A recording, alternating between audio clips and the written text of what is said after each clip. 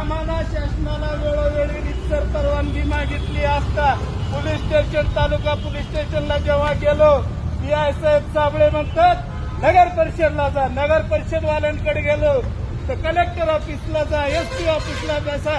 हा समाज का बाहेरून आलेला आहे का?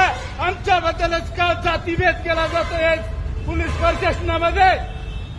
बोला सेवालाल महाराज की जय. आता आम्हाला तुम्ही जागा देत नाही. आम्ही आदिवासी आहोत आणि आम्ही आता झाडावरच बसून उपोषण करतो. पहिलेच आम्ही जंगलातले आदिवासी आहोत. जंगलात आम्हाला झाडावर कसं राहायचं, कसं वागायचं, कसं सगळं आम्हाला माहिती आहे. आता आमचा अंत बघू नका. आम्ही सकाळपासून तुम्हाला विनंती करतोय, प्रशासनाला विनंती करतोय सकाळपासून.